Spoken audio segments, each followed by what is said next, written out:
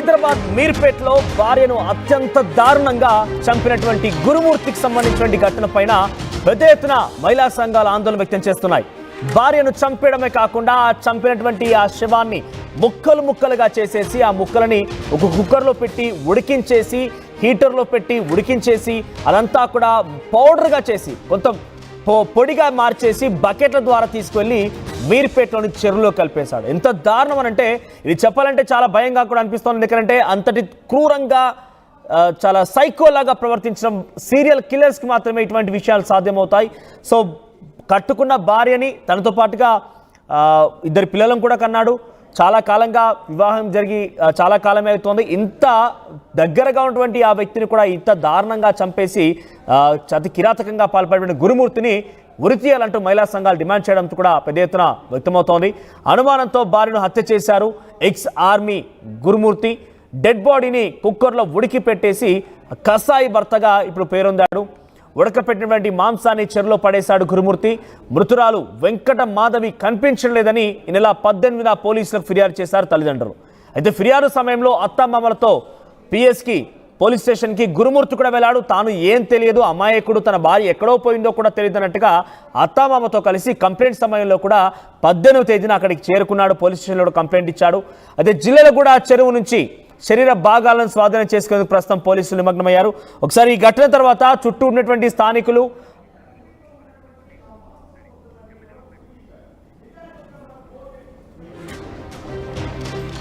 But గురుమూర్తి ఇంత దారుణానికి ఒడిగట్టడం చాలా ఆందోళన కలిగిస్తోందని చెప్తున్నారు. ఒకసారి మనం చూడొచ్చు, ఇక్కడ ఆర్టీవీ స్క్రీన్ పైన చెక్క దిమ్మె కనబడుతోంది. ఆ చెక్క దిమ్మ పైనే ఆ చికెన్ మటన్ కొట్టేటువంటి ఆ చెక్క దిమ్మ మనకు కనబడుతోంది. ఆ చెక్క దిమ్మ పైనే వెంకట మాధవి తన భార్యని గురుమూర్తి అనేటువంటి ఈ వ్యక్తి అతి కిరాతకంగా చంపడమే కాకుండా ముక్కలు ముక్కలుగా చేసింది ఈ చెక్క దిమ్మ పైనే. ఈ చెక్క దిమ్మను ఉపయోగించే ఆ భార్య మృతదేహాన్ని, భార్య శవాన్ని ముక్కలు ముక్కలుగా నరికేసి కుక్కర్లో పెట్టి ఉడికించేసి హీటర్లో ఆ వాటర్లో కూడా ఈ యొక్క మృతదేహానికి సంబంధించి శరీర మాంసాలను అందులో వేసేసి పొడిగా చేసి జిల్లెలు కూడా చెరువులో పడేశాడు.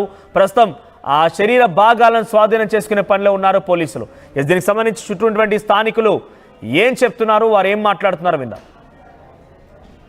నాకు ఈ రోజే తెలిసింది ఇట్లా జరిగిందని. నాకు ఇంత ముందుతో తెలియదు. ఇప్పుడు ఇక్కడ బయలుదేరి ఇట్లా ఆన్ ద వేలో వస్తుంటేనే మాకు వినిపించిన నేను. కానీ ఇది చాలా బ్యాడ్. ఇది ఒక లేడీని ఇట్లా చేసి, అంటే మేబీ రీజన్ ఏదైనా ఉండొచ్చు, కానీ అట్లా మర్డర్ చేసితో కుక్కర్లా పెట్టి ఇట్లా చెయ్యొద్దు. ఏదైనా ఉంటే మాటలతో అనుకోవాలి, కానీ మరీ ఇంతగా ఘోరంగా చెయ్యొద్దు. సో ఏం శిక్ష ఇవ్వాలి అంటే ఆయన కూడా అదే పరిస్థితి అదే అట్లనే చేయాలి అని నేను అనుకుంటున్నాను. ఇది అసలు సొంత భర్తే ఒక భార్యని ఇట్లా చేసిండంటే అసలు నమ్మాలా? అసలు ఎట్లా ఉన్నది పరిస్థితి, ఎట్లా ఉంది కదా, వింటుంటేనే చాలా బాధ ఉంది. అసలు అట్లా భర్త భార్యను చేసిండంటే అది నమ్మలేకపోతున్నాం. అసలు కుక్కర్లో పెట్టి మళ్ళీ ఇంకా చెరువులో పడేసిండంటే అది ఘోరం. అతని ఖచ్చితంగా శిక్ష పడాల్సిందే, ఖచ్చితంగా పడాలి. రిటైర్డ్ ఆర్మీ పర్సన్ అంటే ఇంకా అసలు భార్యకి ఎట్లా ఉండాలి? అసలు ఆర్మీ పర్సన్ అయ్యుండి భార్యని అట్లా చేసిండంటే అసలు ఎంత, వేరే వాళ్ళు ఏమనుకో. రాత్రి V6 లో మేము లైవ్ లో వస్తున్నది. ఇక్కడ ఒక భార్యని అనుమానాస్పదంగా చంపి ఇక్కడ వేసినట్టుగా వార్త వస్తా ఉన్నది. మేము కూడా ఈ జిల్లాలు కూడా సమీపంలో ఉంటాం. చాలా బాధాకరం ఈ విషయంలో. అయితే మాకు కూడా చాలా బాధ కలుగుతా ఉన్నది. ముక్కలు ముక్కలుగా చేసి భార్యను కిరాతకంగా ఒక క్రూర మృగంతో ఆయన చేసినట్టు మాకు టీవీలో ప్రసంగం వస్తూ ఉన్నది. మేము చూడడానికి ఇప్పుడు వచ్చాము. ఇంకా ఆనవాళ్ళైతే ఇక్కడ దొరికినట్టు ఇంకా న్యూస్ రాలేదు. విచారిస్తూ ఉన్నారు పోలీసులు అని చెప్పి న్యూస్లో వస్తూ ఉన్నది. ఇదే చెరువులో వేస్తుందని నిందితుడు ఒప్పుకున్నట్టుగా పోలీసు వాళ్ళు మీడియా వల్ల చెప్పారు. అదే చూస్తా ఉన్నాం చాలా ఇక్కడ వచ్చి.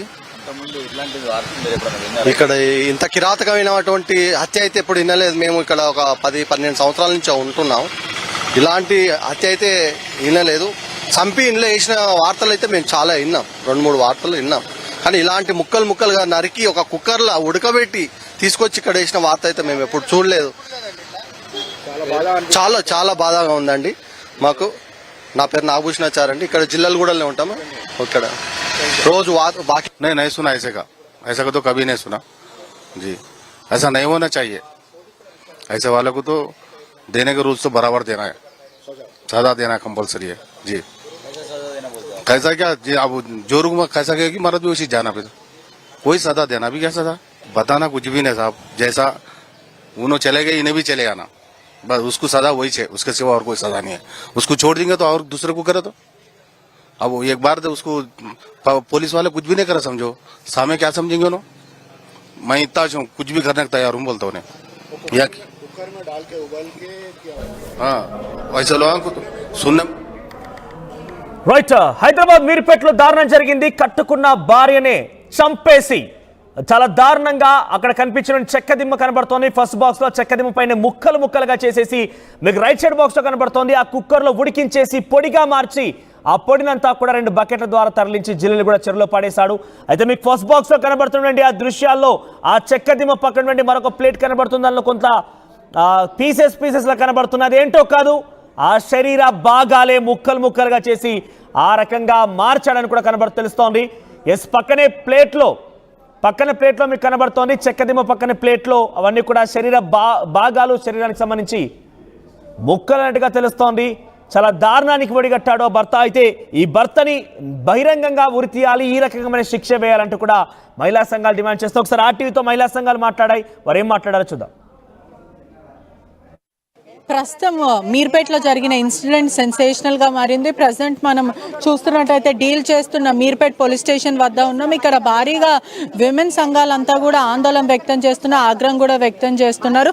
మరోవైపు పోలీసులు మిస్సింగ్ కంప్లైంట్ కోణంలో విచారిస్తున్నారు. ఒకవైపు చూసుకుంటే మిస్సింగ్ కేసు అంతా కూడా 14 రోజు కూడా విచారిస్తున్నారు. ఒకవైపు మిస్సింగ్ కంప్లైంట్ అయిన వెంటనే మొబైల్ ఫోన్ కి సంబంధించిన ట్రాక్ చేస్తారు. మాధవికి సంబంధించిన ఫోన్ కూడా అక్కడనే పూర్తిగా నెట్వర్క్ సిగ్నల్ అంతా కూడా అక్కడనే కనిపిస్తుంది. అక్కడి నుంచే పోలీసులకి మొదటి ఎవిడెన్స్, అక్కడి నుంచే పోలీసులకి డౌట్ వచ్చింది. ఒకవైపు సీసీటీవీ ఫుటేజ్ అంతా కూడా అనలైజ్ చేస్తే బయట నుంచి ఇంట్లోకి వెళ్ళిన విజువల్స్ మాత్రం కనిపించినాయి, కానీ ఇంట్లో నుంచి బయటకు వెళ్ళిన ఫుటేజ్ మాత్రం కనిపించలేదు.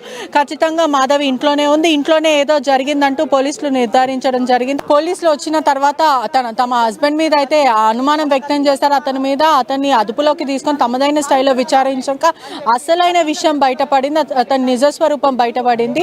ఇంత క్రూరంగా ఎలా హత్య చేస్తాడనేది ప్రస్తుతం అయితే ఇంత దారుణానికి ఎలా ఒడికడతారని కూడా చెప్పలేని పరిస్థితి, అంటే మాటలు రాని పరిస్థితి అయితే కనిపిస్తుంది. అది ఒక్కసారి మనతో పాటు మహిళా సంఘాలు ఉన్నారు, మాట్లాడే ప్రయత్నం అయితే చేద్దాం. ఈ ఘటనని ఎలా చూడాలి?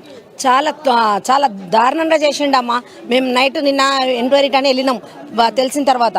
అయితే వెళ్తే అక్కడ కాలనీ వాళ్ళు చెప్తున్నారు 13వ తారీఖు నాడు జరిగిందంటే ఈ సంఘటన. ఇప్పటిదాకా బయటికి రాకపోవడం చాలా నేరం, ఘోరం కూడా. అయితే వాళ్ళని అడిగితే మరి ఏం స్మెల్ రాలేదా మీకు ఆమెను చంపినట్టు అని అడిగితే కుట్ల చచ్చిపోయిన వాసన వస్తుంది, మా ఇంట్లో ఏం రాలేదని చెప్పిండంట. అబద్ధాలు ఆడి తప్పించుకున్నాడు.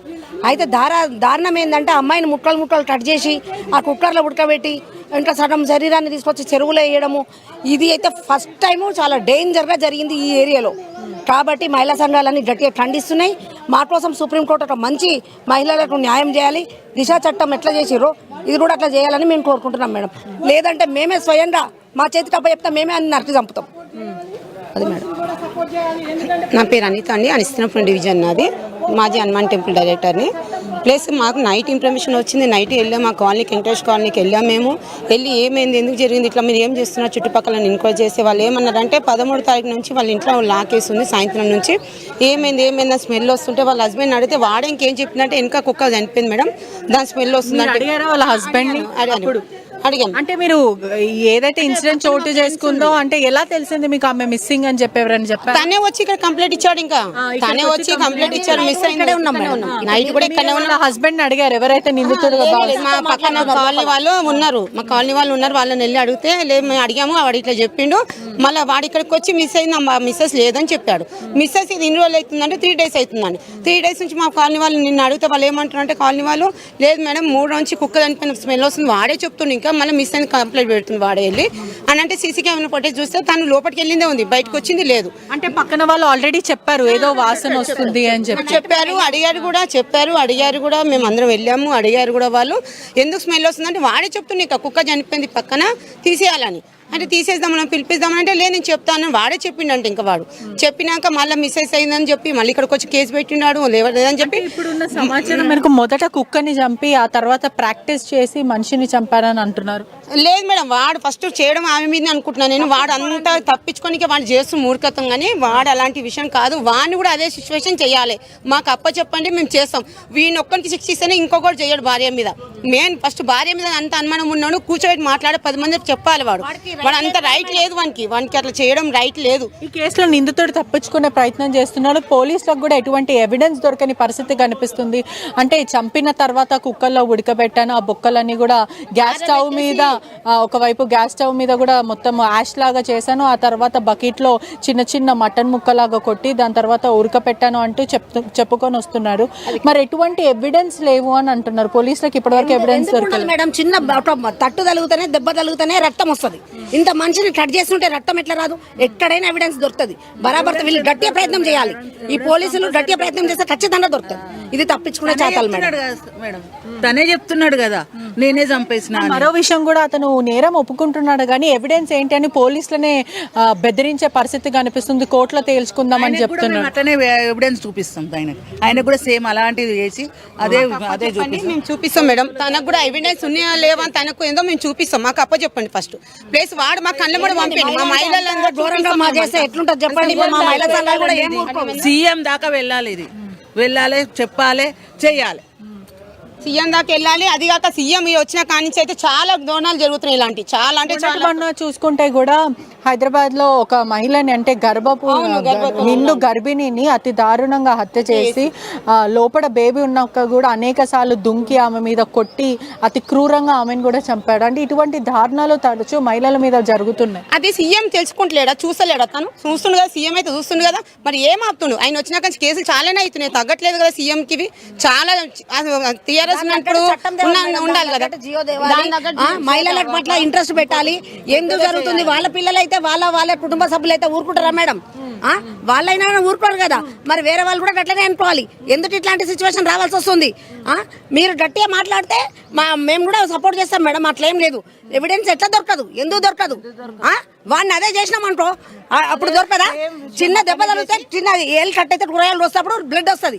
దారుణమైన విషయం అంటే సొంత అగ్ని సాక్షిగా పెళ్లాడిన భార్యని 13 సంవత్సరాలు ఉన్నాడు. ఎంత మూర్ఖతనం ఉండాలి వానికి, ఎంత మూర్ఖతనం ఉండాలి. వానికి పెళ్ళంతా సంసారం చేసి పిల్లలు కానీ వానికి మానవత్వం లేదా? వానికి అక్క చెల్లెలు ఉన్నారు, వానికి తల్లి కడుపున కొట్టిండు వాడు అట్లా చేయడం కరెక్ట్. వాడిని మనకి అప్ప చెప్పండి మేడం, వాడికి అప్ప చెప్తే వాని సంగతి మేము చూపిస్తాం మేడం. వాడు అమ్మ కడుపు ఎట్లా పుట్టిండో మేము కూడా చూపిస్తాం ఆ విషయం. ఇది మాత్రం కంప్లైంట్ పెట్టు, లేదంటే తల్లిదండ్రులు పిలిచి మాట్లాడు, లేకపోతే ఆప్షన్ కూడా ఉంటది. ఆప్షన్ కూడా ఉంటుంది, డైవర్స్ ఉంటుంది. నీకు ఇష్టం లేకపోతే సంసారం చేయకు. నువ్వెవడరా చంపడానికి? నువ్వెవడరా ముక్కలు చేయడానికి? నీకు ఎట్టడదా రైట్? నీకు అట్లా చేయమని తల్లిదండ్రులు అప్ప చెప్పిరా, పెళ్లి చేసి ఇచ్చిరా? ఏం తెలియనట్టు మళ్ళీ వచ్చి కంప్లైంట్ ఇవ్వడం, భార్య పారిపోయింది అని చెప్పి అవన్నీ సైకో లెక్కలు. మాకు ఇక్కడ అప్ప చెప్తే అదేందో చూపిస్తాం, సైకో మేడం. మిస్ అయిందానికి వాడే ఏం తెలియని కూడా వాని మీద రాకుండా నటించకుండా మన సిఎస్ఆర్ వాళ్ళు వాడిని ప్రయత్నం చేసి వాడిని కొడితేనే వాడంతా వాడు నిజం కక్కింది మేడం. ఈ విషయం నాకు తెలిసిన విషయం. ఇది వాడిని తీసుకొచ్చి లేదు మీ భార్య ఇంట్లోనే ఉంది, నీకు ఎట్టుపోలేదు, నువ్వే కావాలని పెట్టినాను వాళ్ళని కొడితేనే సార్ వాళ్ళు వాడంతా వాడు నిజం కక్కింది మేము. ఇది కూడా లేకపోతే బయట రాకపోయింది మ్యామ్. నిన్న మేము పిఎస్ నైట్లోనే ఉన్నాం మ్యామ్. కుటుంబం సభ్యులు ఏం చెప్తున్నారు అసలు ఇట్లా జరిగిందంటే? మేము వెళ్ళాం మేడం, నిన్న వాళ్ళ కుటుంబం ఏం చెప్తారంటే మాకు తెలియదు మేడం, మాకు ఇట్లా అసలు విషయం నాకు తెలియదు, మేము ఊహించుకోలేదు కూడా. వాళ్ళు బాగుండేది మంచి. ఇప్పుడు ఇంత జరగడానికి కారణం ఏంటంటే మహేశ్వరంలో జరిగినప్పుడు ప్రియాంక రెడ్డికి జరిగినప్పుడు ఆ రోజు దిశ చట్టం తీసుకొచ్చి మళ్ళీ ఆ రోజు వెంటనే 4గురిని షూట్ చేసిర్రు. మరి ఇప్పుడు జరిగి 4 రోజులు అవుతుంది. అదే విధంగా చూస్తే ఎక్కడ ఏరియాలు చూసినా కూడా చిన్నపిల్లల కాటికెంచి పుట్టిన పిల్లలు 6 నెలల పిల్లల కాడికించి 60 ఏళ్ళ ముసలోళ్ళ దాకా కూడా ఇలాంటి ప్రాబ్లమ్స్ హత్యలు అత్యాచారాలు జరుగుతూనే ఉన్నాయి. మరి చట్టాలనే మహిళల కోసం చట్టాలు తెస్తున్నామని అంటున్నారు. చట్టాలు ఇక్కడ ఎవరికి చట్టాలన్నీ చుట్టాలయ్యి అన్ని మూలకు పెడుతున్నారు కానీ ఎక్కడ ఏం ఉపయోగం అనేది లేదు మహిళలకు. ఖాళీ ఏదైనా ఇష్యూ అయినప్పుడు ఈ చట్టం ఉంది ఆ చట్టం ఉంది చట్టాల పేర్లు చెప్తారు కానీ చట్టం ఎవరికి ఉపయోగం లేదు. ఎవరికి ఉన్నది బడాబాబుల కోసమే ఉన్నది. ఎవరైతే చనిపోయినరో ఆ ఫ్యామిలీ ఏంటి, అసలు ఆ ఫ్యామిలీ పరిస్థితి ఏంది, ఆ అమ్మాయి చంపడానికి కారణం ఏంది, ఇవన్నీ కూడా తెలియాలంటే కొన్ని ఇప్పుడు పనికిరాని అయితేనేమో అడ్వర్టైజ్మెంట్ మస్తు పెడతారు. ఈ పనికొచ్చేది ఒక ఫ్యామిలీ, మనం ఒక ఫ్యామిలీని కలపాలంటే ఒక ఫ్యామిలీని ఒక దగ్గర చేయాలన్నా ఒక భార్య పెళ్ళిళ్ళు చేయాలన్నా కూడా ఎంత కష్టపడి 10 లక్షలు 15 లక్షలు పెట్టి పెళ్ళిళ్ళు చేస్తారో మరి అదేవిధంగా ఒక ఫ్యామిలీ కూడా సెట్ కావాలంటే కూడా ఎన్ని రకాలుగా ప్రయత్నం చేస్తామో మరి అదేవిధంగా ఇలాంటివి కూడా కేసులు వచ్చినప్పుడు మరి ఈ ఫ్యామిలీలు కూడా అదే విధంగా సఫర్ అవుతున్నాయి. మరి వీళ్ళకి కూడా మేము చట్టాలు కరెక్ట్గా వర్తించేటట్టు మేము కుటుంబానికి మీరు అండగా నించుంటాను అదే మేడం ఇప్పుడు ఇక్కడికి మీర్పేట పిఎస్ దగ్గరికి వచ్చాం మేడం, ఏంటి విషయం తెలుసుకోవడానికి. అయితే పోలీసులు అందరూ మిస్సింగ్ కేసు అని చెప్తున్నారు. ఇంకా సిఐ గారు రాలేదు. మార్నింగ్ వచ్చి బయటకు వెళ్ళిపోయారు. పోలీస్ వాళ్ళు కూడా కొంచెం కప్పిపుచ్చే ప్రయత్నం చేస్తున్నట్టు కూడా తెలుస్తుంది. అంటే ఉన్నట్టు చెప్పని అనే పరిస్థితి కనిపిస్తుంది. ఎందుకు అట్లా? సిఐ గారు వస్తేనే కదా మేడం మనం దాన్ని ఏంటి అనేది మనం డిక్లేర్ చేసేది. ఇంకా సిఐ సార్ రాలేదు. కానీ ఇది యూట్యూబ్స్లో కానీ టీవీలో కానీ అన్నిట్లో అల్జడి అవుతుంది. అందుకే మేము చూసి మేము మహిళలందరం ఫోన్ చేసి మాట్లాడుకుని ఇక్కడికి రావడం జరిగింది.